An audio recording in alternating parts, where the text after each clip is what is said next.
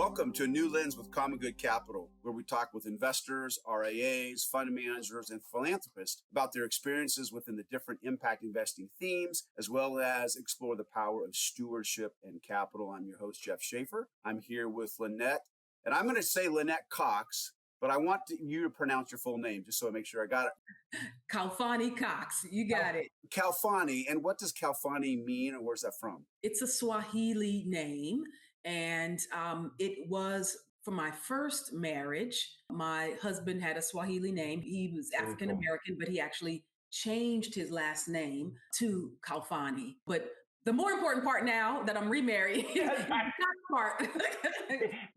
By the way, if we need to edit that out, I'm happy to edit it out. You can totally keep it in. Okay, that's funny. All right. Well, you and I met a month or so ago through a mutual friend. So I've gotten to know you a little bit. But Lynette, I was actually pleasantly surprised, not surprised, but I was not often do people have Wikipedia pages. So look, you're the real deal here. Oh, gosh. I don't know how you get that, but... You got a little brand going here. I don't know. But for 22 years, I've had a financial education company that my husband Earl and I run called themoneycoach.net, our LLC. But, I did have a background in media and have, been blessed to do some high profile work. So I was a Wall Street Journal reporter. I was a CNBC correspondent.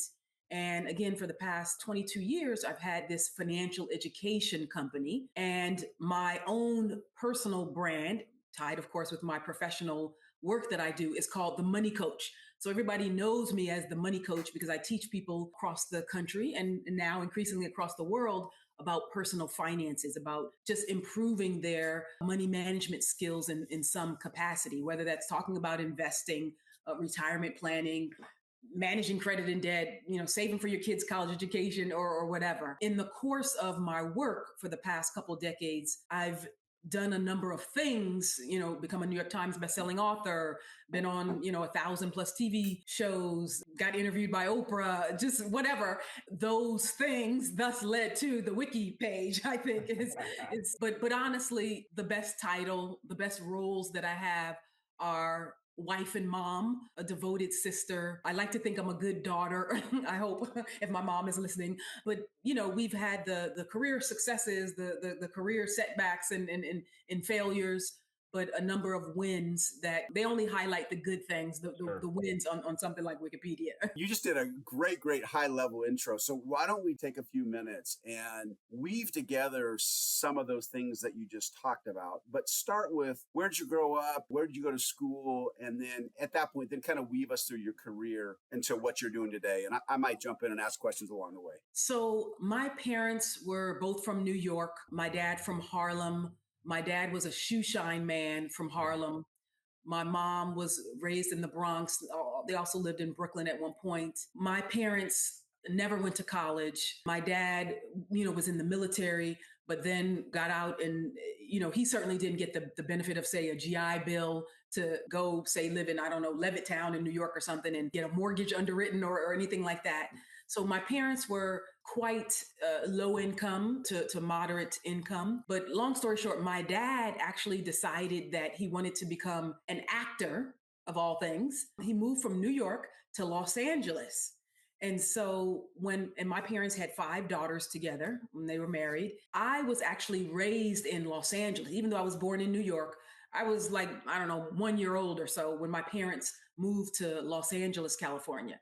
So I ended up getting raised in Southern California. My parents divorced when I was about 7. My mom had to really do a lot, as a single mom to take care of 5 girls on her own, work 2 jobs all the time, just really try to make ends meet. She always told us, as did my dad, you can do anything.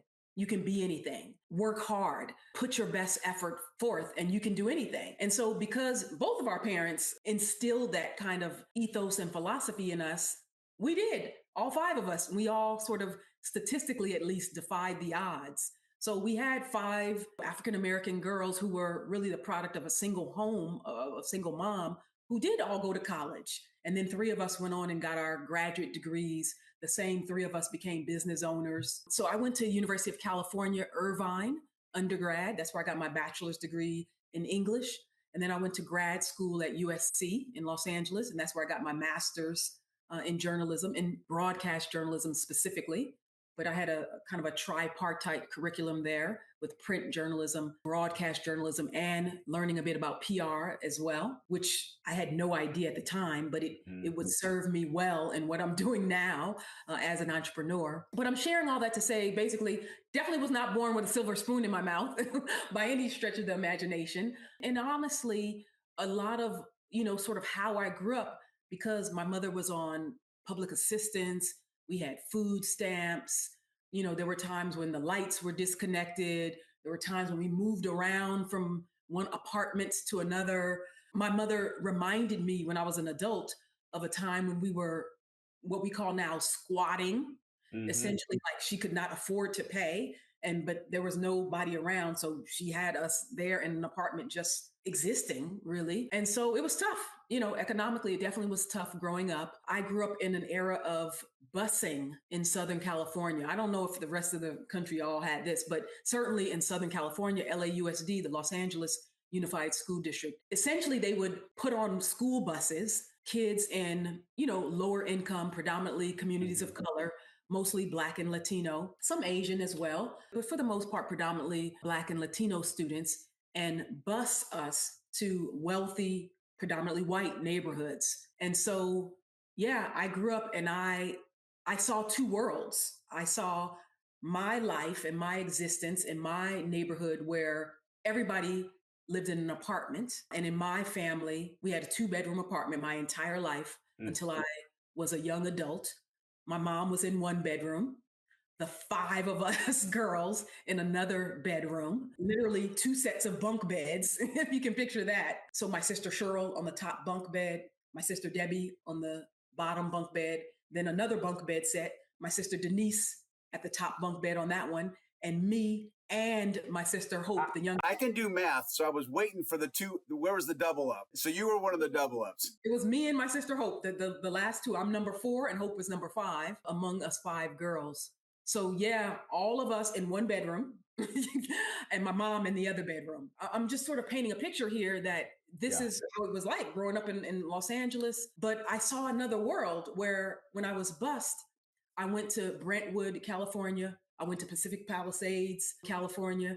So I went to middle school and to high school in very affluent, again, predominantly white areas. And so when I went to Canyon Elementary School in Brentwood, or when I went to Paul Revere Junior High School in Brentwood, and when I went to Pacific Palisades High School, it was like, oh, wow, everybody here has a house, the pool, they would say, my mom is an engineer. My dad is a doctor. Or what do your parents do? Kind of thing. And I was like, honestly, I was ashamed. I was like, I wouldn't say, oh, my dad is a shoe shine man. I would focus on the acting side. And for sure, my dad, like to this day, I was in the hospital at a doctor's appointment, not hospital. I was at a doctor's appointment. And I turned and I looked on the ad in the room where I was just waiting. And it was a picture of my dad and his wife. Because my dad, to this day, not only did he have some very high profile acting roles and what he did and whatnot, he still markets himself. He does brand deals. My dad is 80 something years old and I'm like, all right, Dad, you know what? But anyway, instead of me saying, oh, my dad is a shoe shine man, I was like, oh, my dad is an actor. Did you see E.T.? The movie E.T.? They were like, yeah. And I was like, the cop who was like, stop the kids when they were about to ride off on the bike and go up into the sky with E.T.? He had one line. He was like, hey, you kids, what are you doing? Stop. I was like, that's my dad. That's Michael Darrell. Yeah, that's pretty cool, though.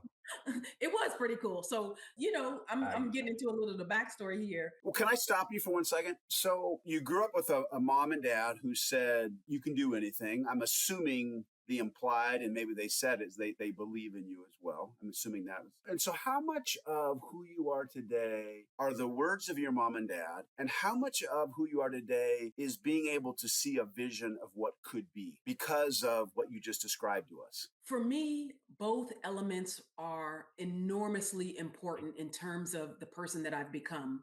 Not only because I had 2 parents who instilled in me the idea that hard work could lead to success in anything that I wanted to achieve, but also because of what I saw, even the things that I thought that were, again, embarrassing, wrong, or just kind of like not in alignment with very narrow, limited vision that I had at the time. Because I later realized when I became an entrepreneur that the first entrepreneur that I ever saw was my dad, and that my dad showed me a model for what it could mean to have freedom to work for yourself. Now, he wasn't just sitting there, shining all the shoes himself. He ultimately built a series of stands across Southern California, had, many employees working for him at car washes, at hotels, etc. But he showed me this model for what it meant like to be in business for yourself at that scale. But it never even dawned on me. My dad is an entrepreneur. He's the first one that I saw until later, decades later,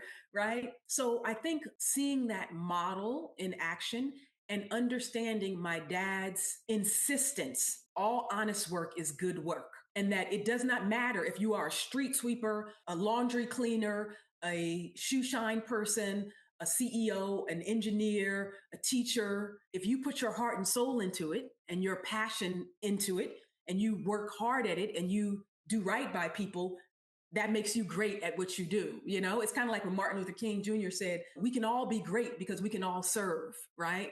So it's about understanding I'm serving when I'm offering a product, a service, it could be anything, an app, a tool. But if I'm trying to help others in life, I'm serving them. And that's good work. That's honest work. So again, I don't want to stereotype, but I'm going to say some stuff. And if I'm offensive, then just slap me. Look, you could have grown up in that environment and had a mindset of whatever, embitterment, rage, anger, unfairness, whatever all the things could be. But you chose not to, I don't think, and instead said, hey, there's a path forward. I'm going to move forward. I'm going to college. I'm going to do this kind of stuff. What do you think the difference between you and somebody who grows in that situation and can't get out of it? I've given a lot of thought to this, and honestly, it's not particularly tough. I think that first, it's important to acknowledge that there's really not much difference between me and many of the people that I grew up with. Now, I will say this, in my circle, like I look at my husband, Earl, who was raised in New York, a very blue collar black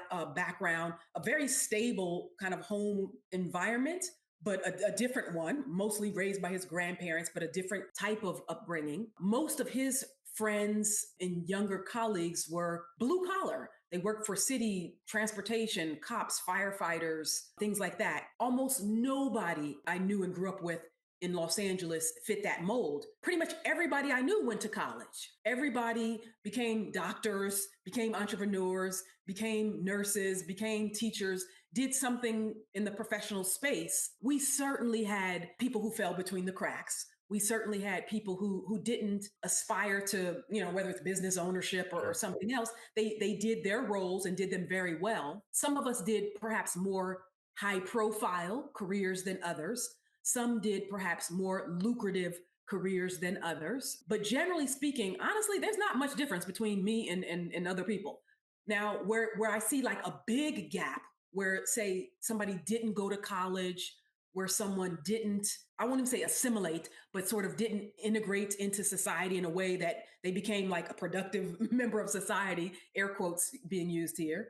I think that the difference on those front are twofold primarily.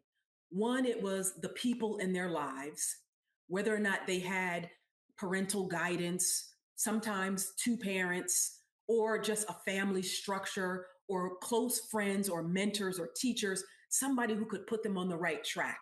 So like I had excellent teachers, even when I was in my own neighborhood, in the predominantly Black neighborhood where I lived, even as an elementary student. I remember my third grade teacher, Miss Kendricks. She asked my mom if she could skip me because she said, your daughter is really, really smart here. Can we test her? So they did an IQ test with me and all these things. They wanted to skip me. And my mother said, absolutely not. Well, as it turns out, one of the teacher's assistant, a guy named Mr. Perot, he was the one who administered and did the test and all that. I later on campus at USC, when I went to grad school, just walking down the campus, I see his face and I immediately recognize him. And I'm like, Mr. Perot?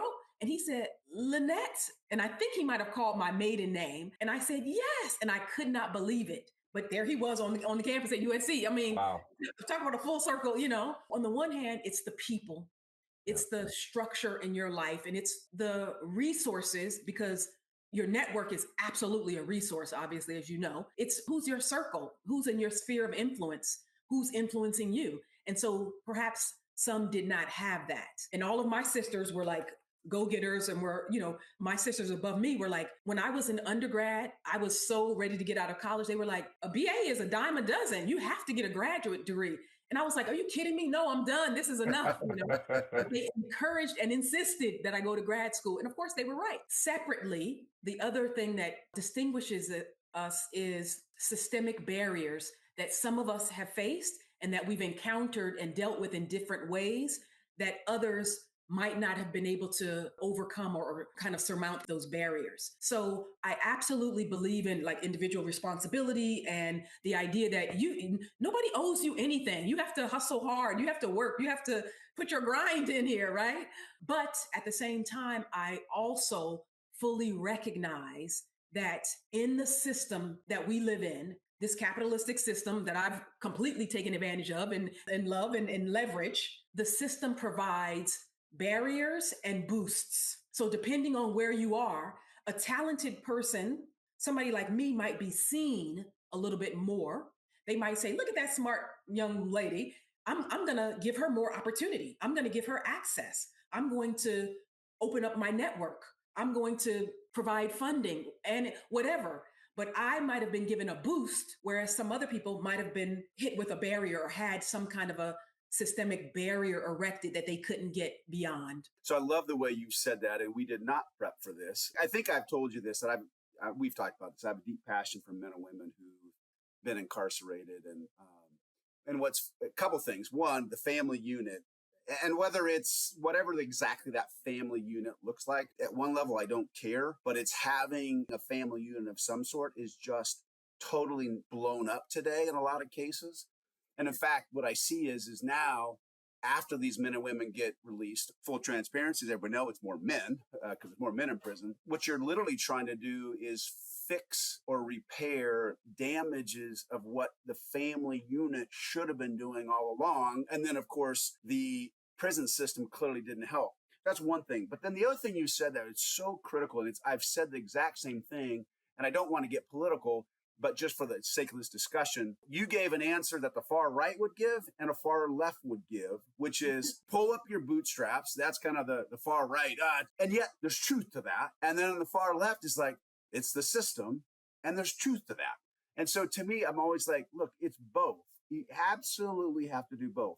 Now, if I was pushed to the mat, I would say, from my experience working with human beings, but specifically inmates, here's what I know. Unless they take responsibility, I don't care what system's in place, they're still not going to make it. So I err more heavy on the personal responsibility, but 100% agree with you that there are systems and barriers that are out there that we need to fight. Anyways, I love the way you said that, because it's like you've been in my head. So I hope I'm right, because I love what you're saying. Me too. And I do believe you need both.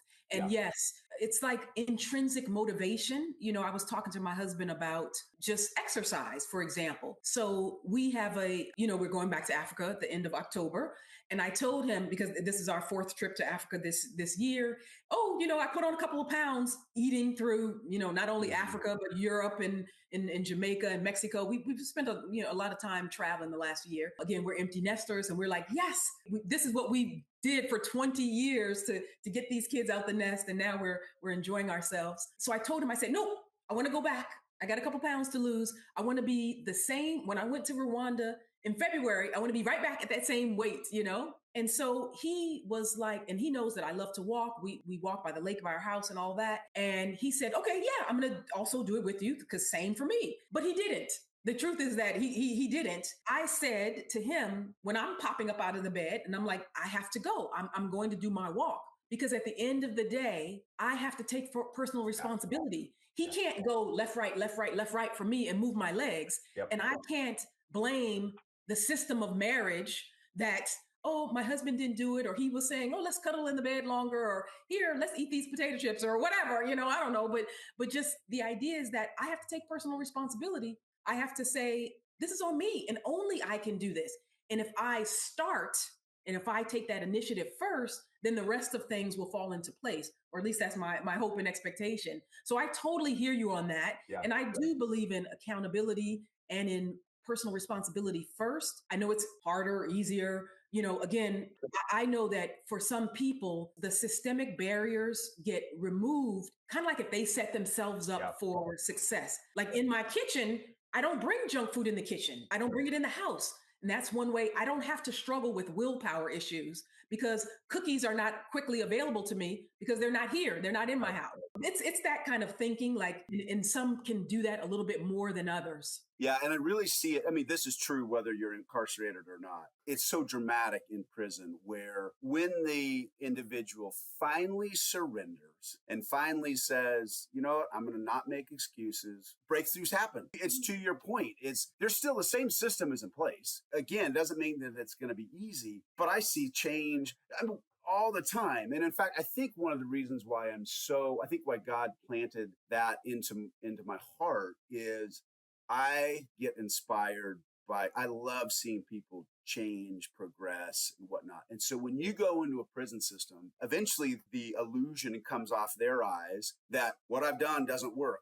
The problem with the rest of the world, we're out here, we think we're free as a bird, and yet the reality is our own mind and whatnot is keeping us shackled. And it just takes us till God puts you on your knee and you finally say, I surrender. But once you surrender, it is amazing how, again, not that all of a sudden it's perfect, but in some people's case, it's like a rocket ship. It totally is. And can I share, let's take this one or two more levels. I don't do a lot of coaching, despite my brand name being the money coach, right? My business is B2B. So again, brands hire me to teach about some aspect, one to many, right? However, when I do provide one-on-one coaching services, people are at first a little shook when I tell them that one of my philosophical principles is that wherever they are financially in their life and in their journey, it's predominantly because of them.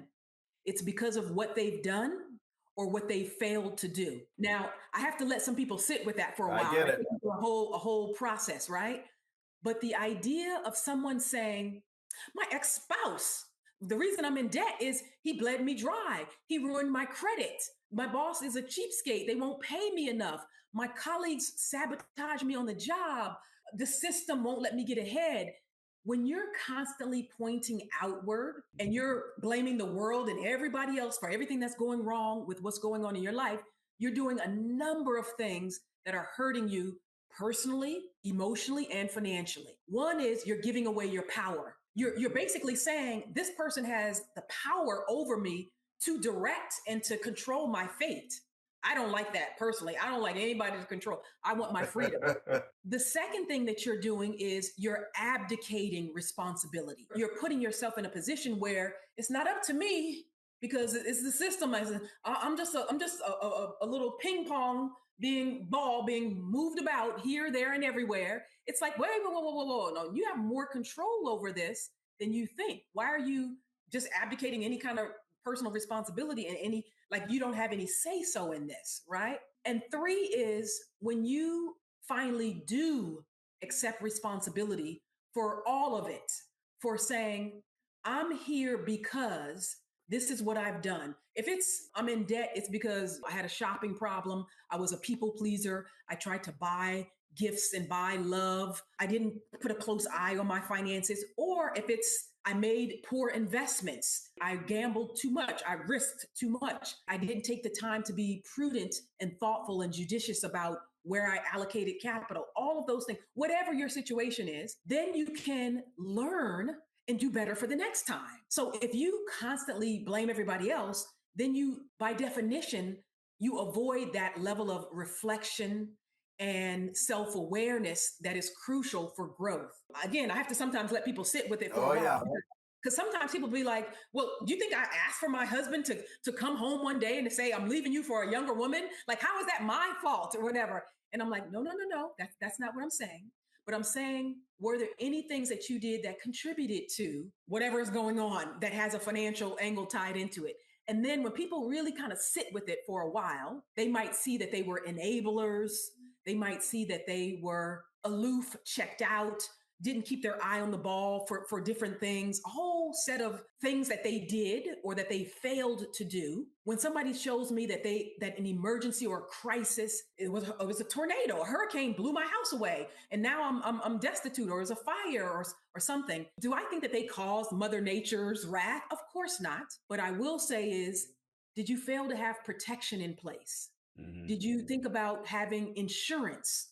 Flood insurance, fire insurance. How did you protect the things that you've worked so hard to build? When they calm down after listening to, why is it my fault kind of thing, then they can kind of get there. But that's why I believe that personal accountability and responsibility is vital. It's because ultimately it's going to empower you. Who's going to care more about your well-being and your finances than you are? No one. You nailed it. I mean, I'm 100% on board with you. Now, let me go one step further and say, okay, so 100% agree with you. Love it. I think you can go too far the other way. When I think it is solely me doing it, then I think you can also get disillusioned that it's not just me.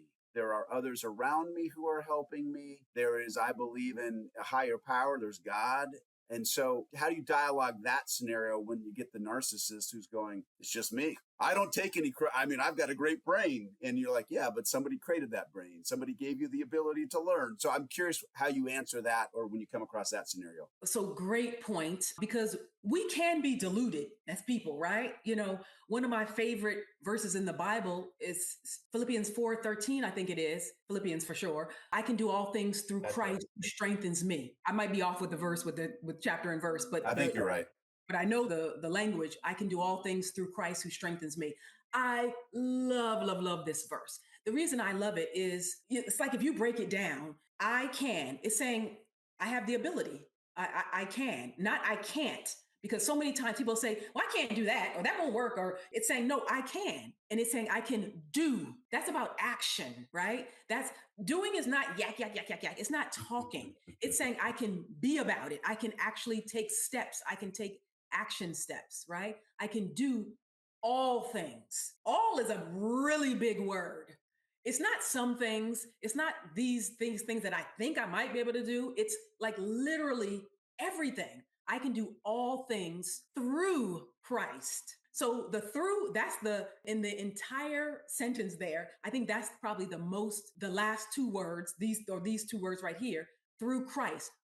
It's not through my own efforts. It's not through my own smarts, my good actions, my own connections and my ideas. When I get inspiration, I know it's divine inspiration. I know God wastes nothing. And so increasingly, my mindset is my job is to connect the dots. He's already given us everything that we need. He's put the right people in our lives, the right ideas, the right structures, resources, and more to accomplish the things that we need that will glorify him and that will help us to reach what we want as well. I can do all things through Christ who strengthens me. Because a lot of times we're like, there's no way I cannot possibly do this. Like on my own and of my own accord, I literally would not have the capacity, the bandwidth, the strength to do X, Y, or Z things. But he's saying, don't worry about that. I've got you. I've got enough strength for you and everybody else on planet Earth. So I love that verse because it is a reminder that it's not by my will, my strength, my own good works or doing. It's through Christ that I'm able to do these things. And so, yeah, I think you could go too far. It's like when I hear people say, oh, this person was a self-made millionaire. I'm like, really? Who is self-made? I have yet to meet somebody who was truly like an island on by themselves, who had no inheritance, no family structure, no connections, no capital, no loans, no support system, no spouse that enabled them to work like crazy. Who really became a millionaire, multimillionaire, billionaire, quote unquote, on their own? Nobody.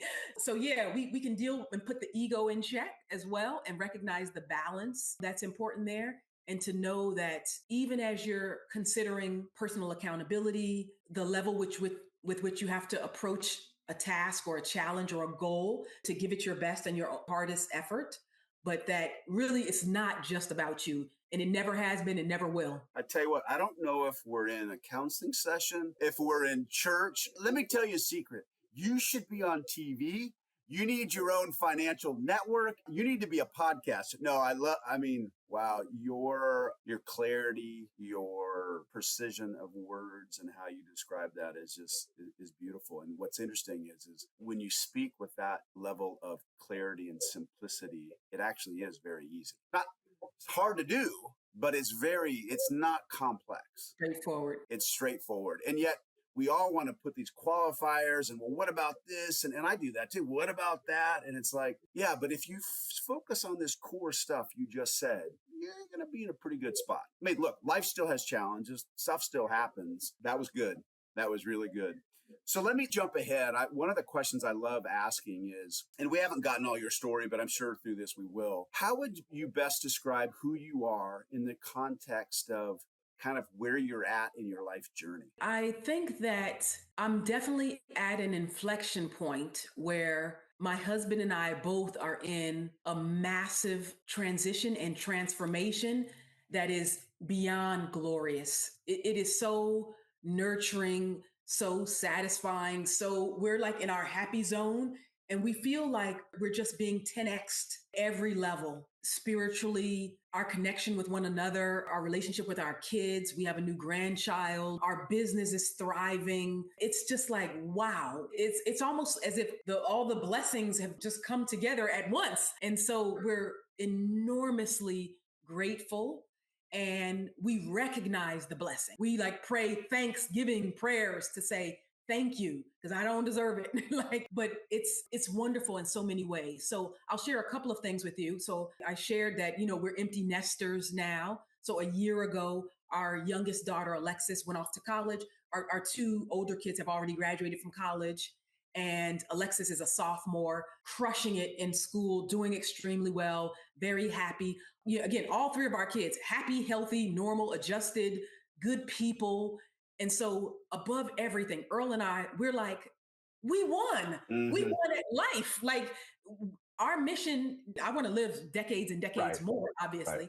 But if I did pass away tomorrow, I would definitely die a happy woman. And I would be like, I did what I was supposed to do on this earth. I raised up these three amazing human beings. And yes, there's more that I can do for them, more that I can do professionally and all of that. My number one goal, and even us in having our business, we built it as a lifestyle business for us. But now we're in that transition where it's like, oh, wow, this is really scaling and becoming so much more than we originally intended. But really, success, our metric has always been, can we keep our relationship together? Earl and I, our marriage, happy, healthy, strong as a couple. And the answer is yes. We have, and we did, and we continue to do so. And can we raise up these three kids and do right by them in so many ways? Instill in them the values that are near and dear to our hearts, give them the tools they need to survive in this world at whatever level they choose. The answer has been we get to see it. I mean, I'm a young grandparent. Again, my granddaughter is just 9 months old, 10 months old now. As a matter of fact, 2 days be 10 months old. But I feel like a little bit of the wisdom of someone who's like, this is what it was for, The Bible also talks about a wise man, just thinking after and leaving a legacy for their children's children and thinking generationally. And so we've been blessed to set up things for the next generation and now the next. And so it's just so gratifying. So not only are we at a point where as empty nesters, we're getting to live out our dreams. I told you initially, my husband was like, let's take a year off. Let's just go travel the world and let's, do all these things. And I was like, babe, we got the business and, there's this thing I want to do. There was a major initiative that I wanted to launch called the Financial Influencer Network. And it was really about taking what we've done, our B2B business, and scaling that with 25 other trusted authorities, 25 other financial experts like myself. And so we've done that. We've launched it and we operationally put it into effect over the last year. And it's just poof, it just took off in so many ways. And now we're like, oh, wow. So now, like I can share with you, you're the first person that I would say this to. Well, let me think. I probably shouldn't, but I will say this. I will. I can say this. I don't even know when your podcast is going to air. I will say this. In October, this month, October 2025, we're launching a strategic partnerships division called Friends of Fin. And it's a way for us to connect with different strategic partners. But we also have another division that we'll be launching in 2026. So this is a little premature, but I don't care. I'm going to say it anyway. And it's called Fin International. And it's about spreading financial literacy globally and us connecting with different influencers who are around the world. I have my eye on some people in Rwanda. I have my eye on several people in the UK, in Jamaica, in Senegal, and elsewhere. And so one of the reasons as we travel and make our way back to Africa in a couple of weeks, I will be connecting more with people. And again, I haven't even announced it on social yet, but they did announce it on Friday, I believe. Amir did, the Association of Microfinance Institutions in Rwanda. We signed a 5-year agreement with them to promote financial literacy all across Rwanda. And I'm so excited about that. That is so cool. 450 plus banks, credit unions, SACCOs, et cetera, to really leverage the expertise and what we've done for 22 years and to share best practices and strategies and ideas for the Rwandan marketplace, which is extremely near and dear to our hearts. That's why we keep. So here's what I need from you. I ask you one favor, and that is I would love to inspire more and more Americans to view Africa not as a charity case, but as worthy of an investment. So as you get over there and look into this, I want you to scream as loud as you can back to America and say, wake up. These men and women have value. They have skill sets.